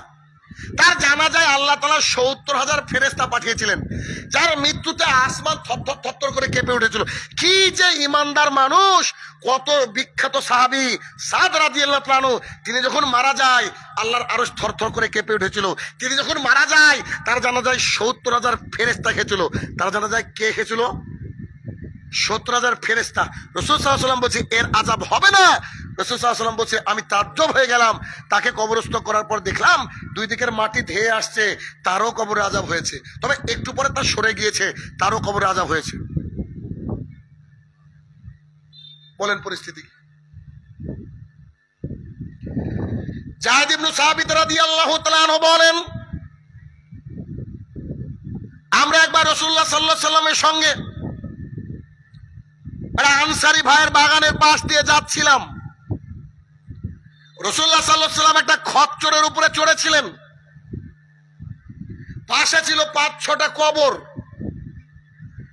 আল্লাহ রসুলের খচ্চরটা এমন করে লাফিয়ে উঠলেন, আল্লাহ রসুলকে মনে হয় ফেলে দিবেন। আল্লাহ রসুলকে মনে হয় ফেলে দিবেন। আল্লাহ রসুল কোন রকম নিজেকে সামনে নিয়ে বললেন সাহাবীরা, জি আল্লাহ রসুল বলেন বলেন, এই যে কবরগুলা দেখছো, এই কবরগুলা এরা কবে মারা গিয়েছে তথ্য আছে কি? তোমরা কি বলতে পারো এই কবরগুলা কবেকার, কি সমাচার? হ্যাঁ হ্যাঁ আমরা জানি। তো কবেকার বলো। এরা সবাই মুশরিক অবস্থায় মারা গিয়েছে। মুশরিক অবস্থায় মারা গিয়েছে। মুশরিক মানে হিন্দু ইহুদি খ্রিস্টান না, যে তাবিজ বিক্রি করে এও মুশরিক, যে ফুরফুরা গিয়ে সেজদা দেয় এও মুশরিক, যে আদিনাতে গিয়ে সন্তান চাই এও মুশরিক, যে তাবিজ ঝুলাই এও মুশরিক। ঘরে ঘরে মুশরিক তৈরি হয়ে আছে। দেখেন রাসূলুল্লাহ সাল্লাল্লাহু আলাইহি ওয়াসাল্লাম বলছেন এদের কবরে ভয়াবহ আযাব হচ্ছে, যে আযাবটা আমার খচ্চর শুনতে পেয়েছে, যে আযাবটা আমার খচ্চর শুনতে পেয়ে লাফিয়ে উঠেছে আমাকে ফেলে দেওয়ার মতো। সাহাবীরা, আল্লাহর কসম করে বলছি, আমি আল্লাহর কাছে দোয়া করতাম তোমাদের জন্য, আল্লাহ যেন একটু তোমাদেরকে কবরে আযাব শুনে দেয়। তবে আমি আল্লাহর কাছে দোয়া করলাম না, এই জন্য তোমরা যদি কেউ আজকে জেনে নাও যে কবরে কেমন আযাব হয়, একটু শুনে নাও কবরে কেমন আযাব হয়। আল্লাহর কসম করে বলছি, তোমাদের কোনো ভাই যদি মারা যায়, তোমরা তাকে দাফন করবে না, রেখে পালিয়ে যাবে। কবর এত ভয়াবহ জায়গা, এত ডেঞ্জারাস জোন যে তোমরা তার নাম শুনলে কি করবে? পালিয়ে যাবে। তাই আমি আল্লাহর কাছে দোয়া করলাম না। এ কথা বলে যায়েদ ইবনে সাবিত রাদিয়াল্লাহু আনহু বলেন, আল্লাহ রাসূল আমাদের দিকে ঘুরলেন, ঘুরে বলছেন, সাহাবীরা তোমরা আল্লাহ তাআলার কাছে কবরের ফিতনা থেকে পানা চাও। আমরা বললাম, আল্লাহ আমাদেরকে কবরের ফিতনা থেকে বাঁচান। রাসূলুল্লাহ সাল্লাল্লাহু আলাইহি ওয়াসাল্লাম বললেন, তোমরা আল্লাহ তাআলার কাছে জাহান্নাম থেকে পানা চাও। আমরা বললাম, আল্লাহ হে আমাদের প্রতিপালক, আমাদেরকে জাহান্নামের আগুন থেকে বাঁচান। রাসূল সাল্লাল্লাহু আলাইহি ওয়াসাল্লাম বললেন, তোমরা প্রকাশ্য এবং অপ্রকাশ্য ফিতনা থেকে আল্লাহর কাছে পানা চাও। আমরা বললাম, হে আমার প্রতিপালক, আপনি আমাদেরকে প্রকাশ্য অপ্রকাশ্য ফিতনা থেকে পানা দেন। আল্লাহ রাসূল সাল্লাল্লাহু আলাইহি ওয়াসাল্লাম বললেন, তোমরা দাজ্জালের ফিতনা থেকে পানা চাও। আমরা সাহাবায়ে কেরাম সবাই মিলে বললাম, হে আমাদের প্রতিপালক, আপনি আমাদেরকে দাজ্জালের ফিতনা থেকে রক্ষা করেন। হাদিস বুখারী মুসলিম। বলেন কি কঠিন জায়গা কবর, কত কঠিন জায়গা। অতএব এই কবরের ব্যাপারে আমাদের কোনো টেনশন নাই, আমরা মনে করি এরকম, কিন্তু সেটা খুব কঠিন জায়গা। দেখেন, আপনাকে দেখাই, পৃথিবীর মধ্যে আল্লাহ তাআলার জমিনে যারা শ্রেষ্ঠত্বের শিরোপা মাথায় নিয়েছিল, তাদের মধ্যে ছিল সাহাবায়ে কেরাম। সাহাবীদের মধ্যে কিছু বিখ্যাত মানুষ ছিল, মানে বিখ্যাত ছিলেন সাহাবীদের মধ্যে টপারের মধ্যে ছিলেন উসমান রাদিয়াল্লাহু আনহু। নাম শুনেছেন? একই মজলিসে বসে 7 বার জান্নাতের সার্টিফিকেট পেয়েছেন। তিনি এত দানশীল ছিলেন, এত দানশীল। আচ্ছা বলেন তো, যে কেউ যদি আল্লাহ রসুলের তরফ থেকে জান্নাতের সার্টিফিকেট পায় যে জান্নাতে যাবে, সে ব্যক্তি কি জাহান্নামে যেতে পারে? নিশ্চিত জান্নাতে যাবে, মানে কনফার্ম জান্নাতি। তার চাকর হানি বলছেন, আচ্ছা উসমান, আপনাকে দেখেছি জান্নাতের কথা বলতে, জাহান্নামের কথা বলতে, কিন্তু যখন আপনি কবরের সামনে দিয়ে যান, কবরের সামনে দাঁড়ান, একেবারে বাচ্চা ছেলে যেমন করে কাঁদে, কবর দেখলে ওইভাবে কাঁদেন। What is the reason behind that? পেছনে কারণটা কি? এর পেছনে কারণটা কি? আরে কবর দেখলে আপনি কাঁদেন কেন বলেন না একটু? জিজ্ঞাসা করছেন উসমান রাদিয়াল্লাহু আনহুকে, 7 বার জান্নাতের সার্টিফিকেট প্রাপ্ত সাহাবী। তখন তিনি বলছেন, আমি রাসূলুল্লাহ সাল্লাল্লাহু আলাইহি ওয়াসাল্লামকে বলতে শুনেছি, আল কবরি আওয়ালু মানজিল মিন মানাজিল আখিরা। কবর হচ্ছে আখিরাতের ফার্স্ট স্টেপ, প্রথম ধাপ। মৃত্যুর পরে কি প্রথম না কবর? তারপরে কি? কিয়ামতের মাঠ, পুলসিরাত, কান্তারা, দেন জান্নাত আর জাহান্নাম, অনেক কিছু আছে, একটু দেখাই। তিনি বলছেন, আমি রাসূলুল্লাহ সাল্লাল্লাহু আলাইহি ওয়াসাল্লামকে বলতে শুনেছি, পরকালের প্রথম ধাপ হচ্ছে কবর। আর এটাও শুনেছি, যে ব্যক্তি কবরে আটকে গেল তার কিয়ামতের মাঠ খুব জটিল এবং কঠিন, হয়তো থাকার জায়গা জাহান্নাম। আর যে ব্যক্তি কবরে বেঁচে গেল সে ব্যক্তি হয়তো জান্নাতে যাবে। আমি উসমান ভয় করি, আমি কবরে টিকতে পারবো তো? যারা বুঝে তাদের জন্য এতটুকু যথেষ্ট। সারা রাত ধরে বক্তৃতা করে তো কোনো লাভ নাই। একটা হাদিস আপনার জীবন পরিবর্তন করতে পারে, কিন্তু সবারই জীবন তো পরিবর্তন হবে না, এটাও স্বাভাবিক। আপনি আপনার গতিতে চলবেন। শাইনুর রহমান নেমে গেল, তারপর আপনাদের গতিতে। কি দিয়ে বুঝাবো বলেন? মানুষকে দিন রাত কোরআন এবং সুন্নাহ দিয়ে বোঝানোর চেষ্টা করছে। বুঝছে, আলহামদুলিল্লাহ, অনেক মানুষ বুঝছে না তা নয়, কিন্তু খারাপ লাগে যে অধিকাংশ মানুষে কিন্তু বিপদের দিকে চলে যাচ্ছে, অন্যদিকে চলে যাচ্ছে। এই হাদিস যদি আপনি একবার বাড়িতে স্মরণ করার চেষ্টা করেন, আপনাকে কাঁদতে হবে। আমরা কতটা মানে কি বলবো, আমরা কোন লেভেলে চলে গেছি দেখেন। আসমা বিনতে আবি বকর রাদিয়াল্লাহু তাআলা আনহা বলেন, আমরা একবার আল্লাহ রাসূলের খুতবা শুনতে গেলাম, তিনি কবর নিয়ে আলোচনা করছিলেন। তো সামনের মুসলমানরা এমন বেশি কান্না করতে লাগলো, আমরা মহিলারা পরে বুঝতে পারলাম না তিনি কি বলেছেন। যখন আমরা বাড়ি ফিরে যাচ্ছিলাম, তখন একটু আগের মহিলাদেরকে জিজ্ঞাসা করছিলাম, আচ্ছা বলেন তো আল্লাহ রাসূল এই হাদিসের পর কি বলেছে, এই হাদিসের পর কি বলেছে। কবরের ব্যাপারে আলোচনা শুনলে আপনার অন্তর বিগলিত হবে, চক্ষু অশ্রু সজল হবে, ভেতরটা মোচড় দিয়ে উঠবে, আল্লাহ একদিন তো চলে যেতে হবে। সো কি করে গেলাম? মারা যাওয়ার সাথে সাথে সমস্ত কাজকর্ম কি হবে? বন্ধ হয়ে যাবে। সমস্ত কাজকর্ম A to Z বন্ধ হয়ে যাবে। অতএব আপনার শিক্ষিত হন অশিক্ষিত হন, রিক্সা চালান, মার্সিডিজ গাড়ি চালান, যাই চালান না কেন, কোনো কাজ নাই যতক্ষণ না কবরের জন্য আপনি প্রিপারেশন নিচ্ছেন, যতক্ষণ না। দেখেন সৌদি আরবের মুনাফিক মানুষরাও নামাজ পড়তো, আর আমাদের দেশে যারা নিজেকে মনে করে যে আমি হচ্ছে খাঁটি মুসল্লি, তারাই নামাজ পড়ে না, ঠিক না? তারাই নামাজ পড়ে না। অতএব কবর নিয়ে আমাদেরকে বেশি বেশি গবেষণা করা উচিত, আমাদের জীবনটাকে ঢেলে সাজানোর জন্য, আমাদের চরিত্রটাকে সুন্দর করার জন্য। কারণ এর চেয়ে ভালো রাস্তা, এর চেয়ে ভালো ওয়ে আমার জানা নাই। এত সুন্দর রাস্তা। দেখেন আবু হুরায়রা রাদিয়াল্লাহু তাআলা আনহু বলেন, রাসূলুল্লাহ সাল্লাল্লাহু আলাইহি ওয়াসাল্লাম বলেছেন, যখন কোন বান্দাকে কবরের মধ্যে রেখে দেওয়া হয় তখন তার কাছে দুজন ফেরেশতা চলে আসে। ফেরেশতারা দেখতে কালো, চোখ নীল। ফেরেশতারা দেখতে কালো, চোখ নীল। এই জন্য সূরা কলামের মধ্যে বলা হয়েছে যে গোটা পৃথিবীর সমস্ত গাছগুলা যদি কলম হয়, সমুদ্রের পানিগুলো যদি কালি হয়, আপনি ইলাস্ট্রেশন করতে পারবেন না, ব্যাখ্যা করতে পারবেন না। কলম শেষ হয়ে যাবে, কালি শেষ হয়ে যাবে। আল্লাহ সুবহানাহু ওয়া তাআলার কম্বিনেশনটা দেখেন। নাকির আর মুনকার নামের দুই ফেরেশতাকে পাঠাচ্ছেন, তারা দেখতে কালো আর হচ্ছে তাদের চোখ নীল। কালো আর নীল দেখেন একটা ভয়ঙ্কর কিছু ইন্ডিকেট করে, খেয়াল করেন। কালো আর নীল একটা ভয়ঙ্কর একটা ইন্ডিকেট করে। রাসূলুল্লাহ সাল্লাল্লাহু আলাইহি ওয়াসাল্লাম বলছেন, একটা মানুষ পৃথিবী থেকে আসলো, কবর 3.5 হাত গর্ত, কথার কথা একেবারে অন্ধকার, এমত অবস্থায় সে কিছুই বুঝতে পারেনি, শুধু শুনতে পাচ্ছে তাকে রেখে তার আত্মীয় পরিজন সবাই চলে যাচ্ছে। ইন দ্যাট সিচুয়েশন দুজন ফেরেশতা চলে গেছে, একজনের নাম নাকির, অপরজনের নাম মুনকার। এসে তাদেরকে বসায়, অথবা তাকে বলছে মা হাজার রাসূলুল্লাহ জিবুইসাফিকুম, আরে তুমি বলো তো এই ব্যক্তিকে। ও যদি বলে হুয়া মুহাম্মদুর রাসূলুল্লাহ সাল্লাল্লাহু আলাইহি সাল্লাম, তাহলে তার কবরকে 70 হাত প্রশস্ত করে দেওয়া হয়। 3 হাত আর 3 হাত থাকে না, এদিকে 70 হাত, এই সাইডে 70 হাত প্রশস্ত করে দেওয়া হয়। আর তাকে বলা হয় যে আল্লাহ রসুলকে তুমি চেনো, জানো? ও যদি বেঈমান হয়, বেদিন হয়, ও বলবে হা হালা আদরি, হাই হাই আফসোস, আমি জানি না। তখন তার কবরকে সংকুচিত করা হয়। কিভাবে সংকুচিত করা হয়? একটু আগে কিন্তু হাদিসটা শুনলেন, তাহলে পরিস্থিতি কত ভয়াবহ একবার চিন্তা করেন। বারা ইবনে আযিব রাদিয়াল্লাহু তাআলা আনহু বলেন, আমরা একবার রাসূলুল্লাহ সাল্লাল্লাহু আলাইহি সাল্লামের সাথে এক আনসারী ভাইয়ের জানাজায় উপস্থিত হলাম। গিয়ে দেখলাম কবর খননের কাজ চলছে। আপনার এলাকায় যখন জানাজা হয়, গ্রুপ গ্রুপ মানুষ দাঁড়িয়ে থেকে দেখবেন অনেক কথা বলে, নানান রকম দুনিয়াবি কথা বলে। শুরুতে যে কথা বলেছিলাম, এই হাদিসটা শুনলে বুঝতে পারবেন। দেখেন আমরা একবার রাসূলুল্লাহ সাল্লাল্লাহু আলাইহি সাল্লামের সঙ্গে জানাজায় গেলাম এক আনসারী ভাইয়ের। বলছেন কে? বারা ইবনে আযিব রাদিয়াল্লাহু তাআলা আনহু। গিয়ে দেখি কবর খননের কাজ চলছে। আল্লাহ রসুল বসে পড়লেন আর আমরাও বসে পড়লাম। আমরা এমন ভাবে বসে পড়লাম, আমাদেরকে দেখে মনে হচ্ছে আমরা গাছের গুড়ি। গাছের গুড়ি বুঝেন কি? এটা গাছকে মিডিল থেকে কেটে দিয়েছেন, এটাকে বলা হয় গাছের গুড়ি।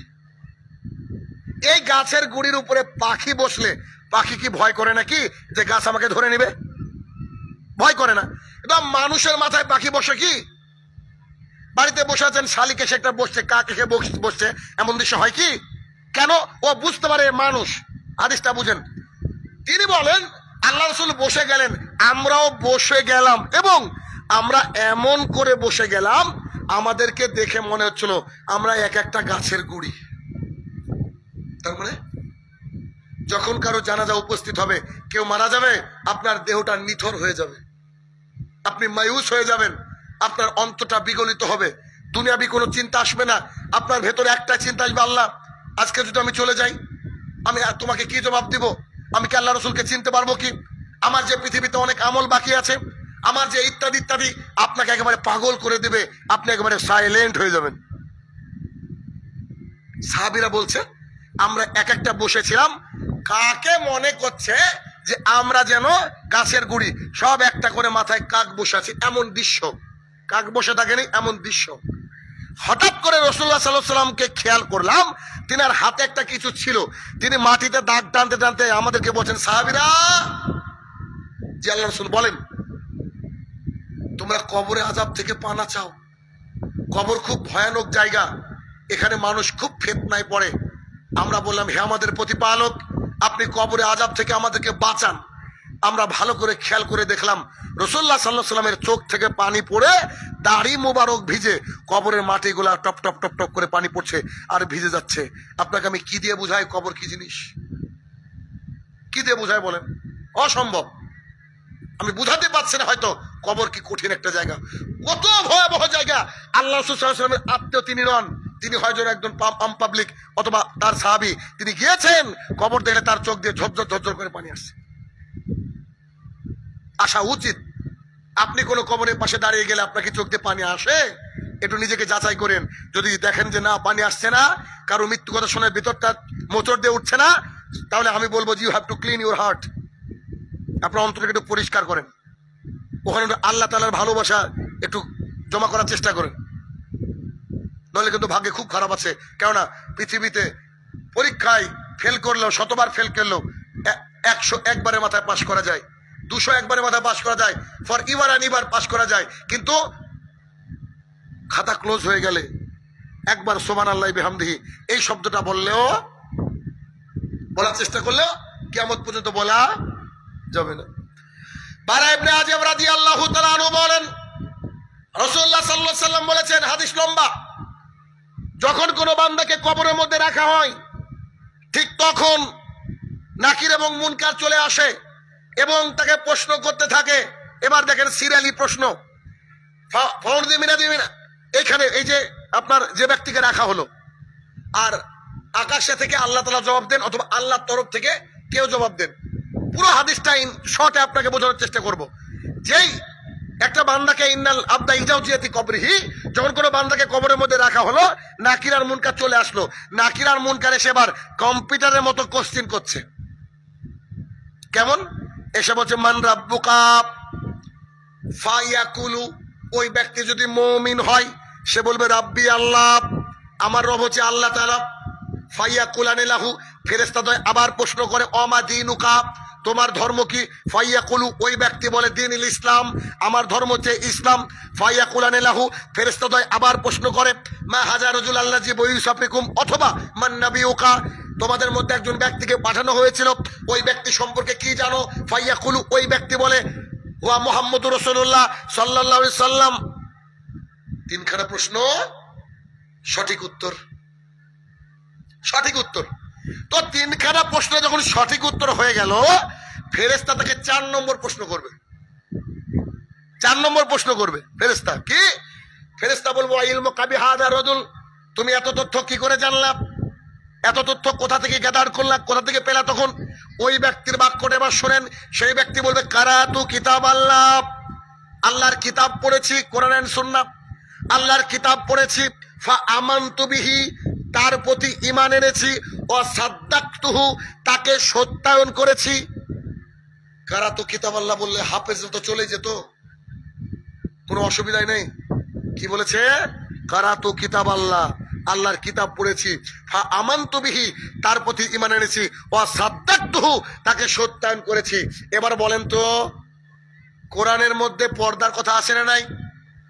সূরা আযাব সূরা নম্বর 33 আয়াত নম্বর 33 আল্লাহ তাআলা বলেন, ওয়াকারনা ফি বুয়ুতিকুন্না ওয়ালা তাবাররাজনা তাবারুজাল জাহিলিয়াতিল উলা, ওই মহিলারা শোনো, তোমরা বাড়ির মধ্যে থাকো, খবরদার জাহালাতের যুগের মতো নিজেকে দেখিয়ে বেরিয়েও না।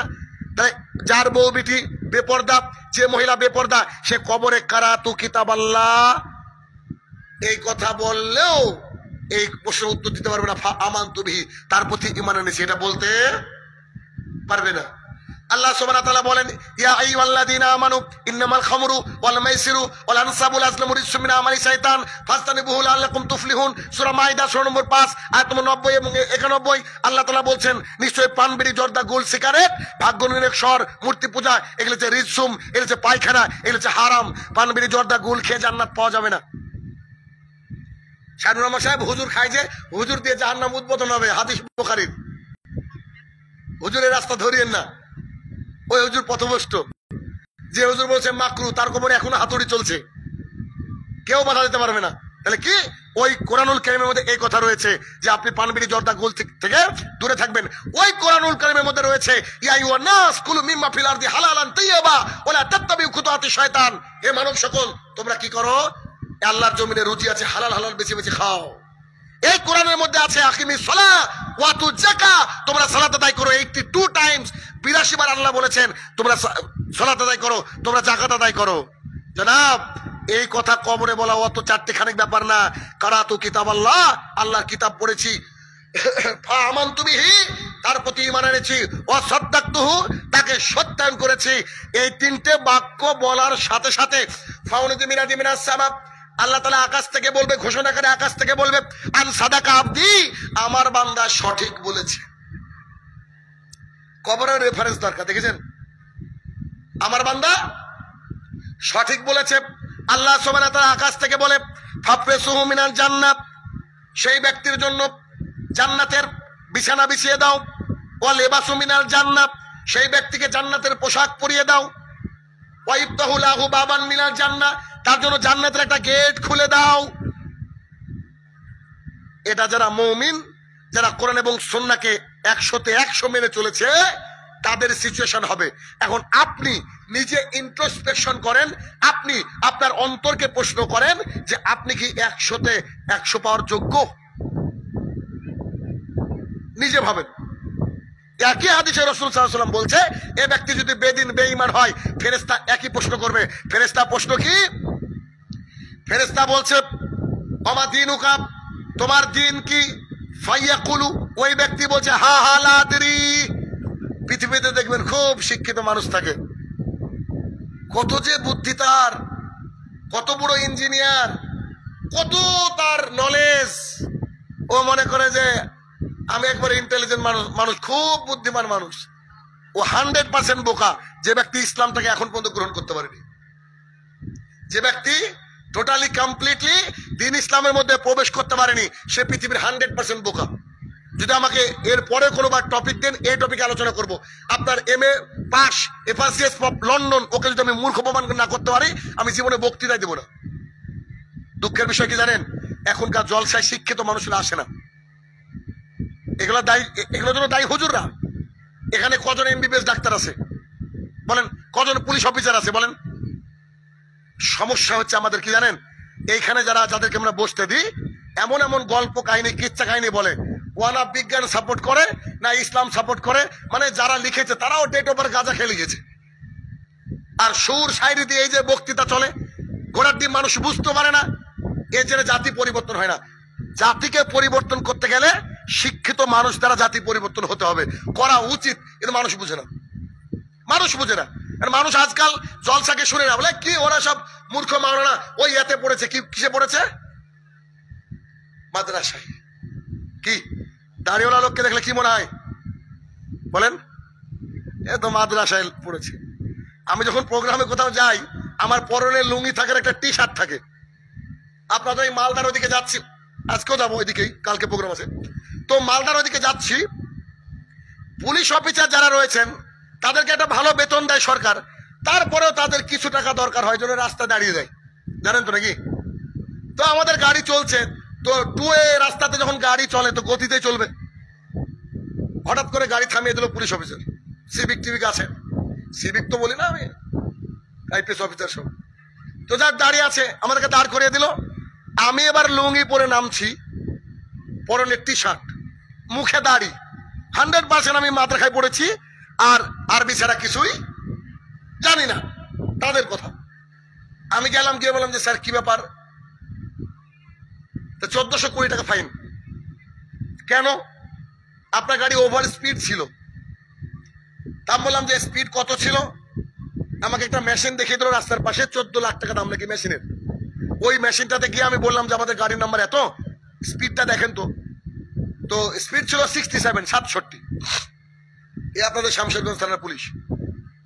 তো 67 স্পিড ছিল। আমি এসে বলছি স্যার আমাদের গাড়ির গতি তো 67 ছিল। তখন আমাকে বলছে I have told you that was reckless driving. আমি আপনাকে বলেছি এটা বেপরোয়া গাড়ি চালানো। কথা বুঝেন? আমি বাঙালি মানুষ, ওনাকে বাংলায় বলছি, উনি আমার সাথে ইংরেজি মারছেন, ইংরেজি আমার সাথে বলছে, ইংরেজি মানে মূর্খ মানুষ, আমি বুঝবো না। তা আমি দাঁড়িয়ে আছি চুপচাপ। বললাম স্যার এটা কি করে রিকলেস ড্রাইভিং হয়, এটা বেপরা গাড়ি চালানো কি করে হয়? তখন উনি আমাকে বলছে I have told you that is final. তা আমি তাকে বলছি যে sir can you tell me what is the definition of reckless driving, reckless driving এর সংজ্ঞাটা কি বলতে পারেন? তখন উনি আমাকে বলছে দেখুন, আমি I don't know Bengali right now, if you want to talk with me in English then you have permission, otherwise you just stop. তখন দেখছি ওই ক্যামেরা থাকে, দেখে নেবেন সার্চ জেনারেটর ক্যামেরা, ওই ক্যামেরা সুইচ অফ করছে। আমি don't switch off your camera, let it be open and talk to me. ও ভাই আকাশ থেকে পড়েছে। আমি বললাম যে আপনার মতো পুলিশ অফিসার আমি বানাই, আমার সেন্টার আছে, আমি পড়াই, কম্পিটিটিভ এক্সাম আমি পড়াই, আমার হাত দিয়ে আইপিএস অফিসার তৈরি হয়, আমার হাত দিয়ে পুলিশ তৈরি হয়, আমার শত শত গোটা পশ্চিমবঙ্গ জুড়ে প্রাইমারি শিক্ষক আছে, হাই স্কুলের শিক্ষক আছে, আমি ইংরেজি শিক্ষক। আপনি আমাকে যেই দাঁড়িয়ে দেখেছেন আর আপনি মনে করেছেন আমি মূর্খ, হ্যাঁ বেয়াদব কোথাকার। হলো তর্ক, কিন্তু ওপরে গেছে পেস্টিজে আমাদের জরিমানাটা থাকলোই। আচ্ছা থাকলো, আমাদেরকে একটা চিরকুট লিখে দিলেন, চলে গেলাম আমরা। চলে যাওয়ার পর পরের দিন আবার প্রোগ্রাম ছিল, পরের দিন রিটার্ন হয়ে গেলাম, আমাদেরকে থানায় 3 ঘন্টা বসে রেখে লাইসেন্স দিল না। স্যার আসেনি, অমুক আসেনি, লোকটার নামও মনে আছে পুলিশটার। আমি যখন রিটার্ন আসছি তখন একজন ব্যক্তি, নামটা বলছি না, তিনার নাম এমন একটা নাম ওই আল্লাহ দুনিয়াতে মধ্যে এক পিসে আছে, ওর মা বাপ যে কেন রেখেছিল, সেই লোক আমাকে দেখতে বলছে আরে স্যার না, জি স্যার এদিকে কি ব্যাপার? তা বললাম যে শমশেরগঞ্জ থানার অফিসার আমার নিয়ে নিয়েছে। ও আচ্ছা ঠিক আছে চলেন গাড়ি ঘুরান। তিনি বাইকটা নিলেন, তিনি চলে গেলেন থানার মধ্যে। উইদিন 2 মিনিটের মধ্যে আমাকে লাইসেন্সটা দিয়ে দিলেন। ওনার দাদা ওই এলাকার ওয়ার্ড কাউন্সিলর, ওই এলাকার। আর ওই ব্যক্তি কোন একদিন আমার একটা প্রোগ্রাম দেখেছিলেন টিভিতে, ওই টিভিতে যে নিজ দিয়ে নাম্বার যায় না কমিটির, ওই নাম্বারে ফোন করে 3 বছর পর আমরা একটা ডেট পেয়েছিলেন। আর আমি তার এলাকায় হ্যারাসমেন্ট হয়েছি, বুঝতে পারছেন না? তারপর আমি যাওয়ার পরে আমাকে ফোন করে বলছে আপনাকে যদি থানা থেকে ফোন করে আপনি বলবেন আমি অপরাধ করেছি তাই টাকা দিয়েছি, এতটুকু বলবেন। কেন বললেন আমি জানি না। পরের দিন উনি আমাকে ফোন করে বলছেন উনি ওনাকে ট্রান্সফার করে দেওয়া হয়েছে। আপনার মতো মানুষকে হ্যারেস কেন করে? আমি বললাম এইটা অন্যায় করেছেন, ইসলাম এরকম ক্ষমতাকে সাপোর্ট করে না। আপনাকে ভালোবাসলেন, আপনি আমাকে ভালোবাসলেন, আলহামদুলিল্লাহ। আপনি আমাকে লাইসেন্সটা নিয়ে দিলেন, আলহামদুলিল্লাহ। কিন্তু এইটা অপব্যবহার করেছেন, আদারওয়াইজ আর এটা করবেন না আগামী দিনে, ইনশাল্লাহ প্রতিজ্ঞা করেন। ঠিক আছে ভাই আমার সরি, ভুল হয়েছে। বুঝতে পেরেছেন তো? শিক্ষিত মানুষরা আসলে কি হয় না, আমাদের এই মাহফিলে আসে না। আমি তার বাস্তব প্রমাণ, বিশ্বাস করেন আমি যেখানে একটু শিক্ষিত মানুষ পেয়েছি সে এলাকায় পরিবর্তনের হার বেশি পেয়েছি। কারণ তারা তাদের খোরাকটা পায় না, তারা তাদের যে জানার যে স্পৃহা, জানার যে আগ্রহ, এই আগ্রহের যে ফুলফিলমেন্ট এটা তারা পায় না। অতএব কত শিক্ষিত হাইলি এডুকেটেড মানুষ কবরে কি বলবে জানেন? বলবে হা হা লা আদরি, হাই হাই আফসোস আমি জানি না। পৃথিবীর সবচেয়ে ভালো মানুষটা যদি এই কথা বলে কি হবে বলুন তো? মানে দুনিয়ার ভালো আর কি। তারপরে ফাইয়া কুলানিলাহু, ফেরেশতাদ্বয় প্রশ্ন করবে অমা দিনুকা, তোমার ধর্ম কি? তোমার ধর্ম মান রাব্বুকা, তোমার রবকে, ওমা দিনুকা, তোমার ধর্ম কি? ফাইয়া কুলু, ওই ব্যক্তি বলবে হা হা লা আদরি, হা হা লা আদরি, হাই হাই আফসোস, I have no capacity to give your answer, আমার উত্তর দেওয়ার ক্ষমতা নাই। ফাইয়া কুলানিলাহু, ফেরেশতারা আবার প্রশ্ন করবে মান নাবিয়ুকা, তোমার নবীকে?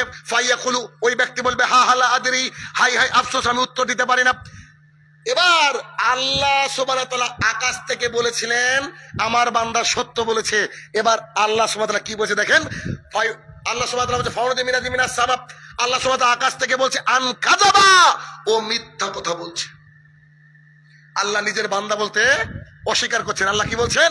আন কাযাবা, ও মিথ্যা কথা বলছে, ও মিথ্যুক। ও জানে না মানে পৃথিবীতে বক্তৃতা শোনেনি, পৃথিবীতে কোরআন সুন্নাহ পড়েনি। আপনি আমি বাঁচবো কি করে? ইউটিউব তো অন্তত আমাদের কাছে আছে, আমরা বহুত বড় বড় আলেমদের বক্তৃতা শুনতে পাচ্ছি। আপনার আমার বাঁচার রাস্তা কি? দিনরাত কানের মধ্যে হেডফোন ঢুকে আমরা দিনরাত গান শুনছি, আপনার আমার বাঁচার রাস্তা কি বলেন? আমরা কি বলতে পারবো না না না না আমরা আমাদের সময় ওরকম কোনো পরিস্থিতি ছিল না যে আমরা একটু দিন ইসলাম জানবো? এই রাস্তা তো আপনার আমার নাই, মিডিয়া সহজ করে দিয়েছে। তাহলে কি করবেন? কোন রাস্তা আছে কি? নাই। এবার আল্লাহ তাআলা কি বলছেন? আন কাযাবা, ওই ব্যক্তি মিথ্যা কথা বলছে। আমি মনে করি এত দূর অব্দি আল্লাহ রাসূল যদি হাদিসটা রেখে দিতেন আর আল্লাহ যদি হাদিসটাকে না বাড়াতেন, কিছু লোক বাঁচত, কিছু লোক বাঁচত, কিন্তু বাঁচার রাস্তা নাই। হাদিসের পরের অংশে বাঁচার রাস্তা নাই। কেন? আল্লাহ সুবহানাহু ওয়া তাআলা বলছেন ফাফরাসুহু মিনান নার, জাহান্নামের বিছানা বিছিয়ে দাও। জাহান্নামের বিছানা মানে আজকে খুব গরম পড়েছে না? এদিকে গরম পড়েছে কিনা? আমাদের তো চরম গরম। এই দিনে কেউ খালি গায়ে ছাদের উপরে হোক আর ঘরের টিনের উপরে হোক শুয়ে থাকতে পারবেন 5 মিনিট? Is it possible? সম্ভব? কবরে আল্লাহ তাআলা বলছে জাহান্নামের বিছানা হবে। আবু হুরায়রা রাদিয়াল্লাহু তাআলা আনহু বলেন রাসূলুল্লাহ সাল্লাল্লাহু আলাইহি ওয়াসাল্লাম বলেছেন, তোমাদের দুনিয়ার আগুনকে 69 দিয়ে গুণ করে যে আগুন হবে সেটা হচ্ছে জাহান্নামের আগুন। জাহান্নামের আগুন নিজে জ্বলতে জ্বলতে এত জ্বলেছে ও কালো হয়ে গেছে। জাহান্নামের আগুনে যদি বিশাল মানব দেহকে, বিশাল বড় দৈত্যকে ফেলে দেওয়া হয় 1 সেকেন্ড সময় লাগবে না, কলিজাতে আগুন ধরে যাবে। আমি কি দিয়ে বুঝাবো বলেন দেখি? বক্সিং চ্যাম্পিয়ন মোহাম্মদ আলী নাম শুনেছেন? মোহাম্মদ আলী, যার কারণে আমেরিকা এখন 20 লক্ষের আশপাশে মুসলমান আমেরিকায়। আল্লাহ আকবার। তিনি কিন্তু ওই যে কালো ছিলেন, কালো, আর কালো তো ছিলেন ওই নিচু জাত নাকি বলে, নিচু জাতের ছিলেন। তিনি এত বড় মাপের খেলোয়াড় হওয়ার পরে, চ্যাম্পিয়ন হওয়ার পরে বিভিন্ন জায়গায় গিয়ে হয়রানির শিকার হতেন। তিনি অনেক ধর্ম পড়াশোনা করে ইসলাম ধর্ম গ্রহণ করলেন। ইসলাম ধর্ম গ্রহণ করার পরে তিনি একটা বাক্য বলে গিয়েছেন, বাক্যটা আপনার সামনে রিপিট করছি। মিস্টার আলী বলছেন, I don't smoke, always I keep a match into my pocket, when my soul going towards any sin I burn a matchstick and touch to my palm and said to myself, oh Ali, how can you bear the hellfire of Jahannam? Mister Ali বলছেন, আমি বিড়ি cigarette খাই না, আমি বিড়ি cigarette খাই না, আমার পকেটে একটা দেশলাই রাখি। যখন আমার আত্মাটা পাপের দিকে ধাবিত হয়, যখন আমার আত্মাটা মন চায় যে লেটস হ্যাভ আ ড্রিঙ্ক, চলে একটু মদ খাই, বেটিং কেলেঙ্কারি করে অপর পক্ষকে জিতে দিই, যখন আমার আত্মাটা মনে যে বারে একটু ডান্স করি, যখন আমার আত্মাটা এরকম ধাবিত হয়, আমি একটা দেশলাইয়ের কাঠি জ্বালাই, টাচ টু মাই পাম, আমি আমার হাতের তালুতে এভাবে ধরে রাখি এবং আমি আমার নিজেকে বলি, ও Ali, how can you bear the hell fire of Jahannam? তুই জাহান্নামের আগুন কি করে সহ্য করবি? তুই একটা দেশলাইয়ের কাঠির উত্তাপ সহ্য করতে পারছিস। নতুন মুসলমান মানুষ আপনি, মুসলমান আপনার 14 গোষ্ঠী মুসলমান, অথচ পাপের সাগর আমরা বেশি বাড়াচ্ছি। তো রাসূলুল্লাহ সাল্লাল্লাহু আলাইহি ওয়াসাল্লাম বলছেন তাকে বলা হবে ফাফরাসুহু মিনান নার, জাহান্নামের বিছানা বিছিয়ে দাও। অবশ্যই that is enough for us. কিন্তু এখানে দ্বিতীয় বাক্য কি বলছেন আল্লাহ তাআলা? ওয়ালিবাসু মিনান নার, জাহান্নামের জুব্বা পরিয়ে দাও, জাহান্নামের শার্ট পরিয়ে দাও, জাহান্নামের পোশাক পরিয়ে দাও। এরপর আল্লাহ সুবহানাহু ওয়া তাআলা এখনো থামেননি। আল্লাহ সুবহানাহু ওয়া তাআলা বলেন ওয়াইফতাহু লাহু বাবান মিনান নার, জাহান্নামের দিককার দরজা খুলে দাও। এই মুহূর্তে একটা কুৎসিত মানুষ চলে আসবে, এই কুৎসিত মানুষটা আসবে আর এই ব্যক্তি তাকে দেখে বলবে, মান আনতা, তুমি কে? তোমাকে দেখে মনে হচ্ছে, তোমার সকল সুরত দেখে মনে হচ্ছে যে তোমার মধ্যে একটা খারাপ কিছু রয়েছে, তুমি যেন খারাপ সংবাদ দিবা। তখন সেই ব্যক্তি বলবে, আনা আমালুকা খাবিস, আমি তোর খবিস আমল, আমি তোর ক্যারাম বোর্ড খেলা, আমি তোর পাবজি খেলা, আমি মোবাইলে টিকটক দেখা, আমি হারাম খরিতার সাথে যুক্ত হওয়া, আমি এমনি সময়কে স্পেয়ার করা, অপচয় করা, আমি নামাজ না পড়া, আমি জাকাত না দেওয়া, আমি সিয়াম না করা, আমি অবৈধ রিলেশনশিপে জড়িয়ে থাকা।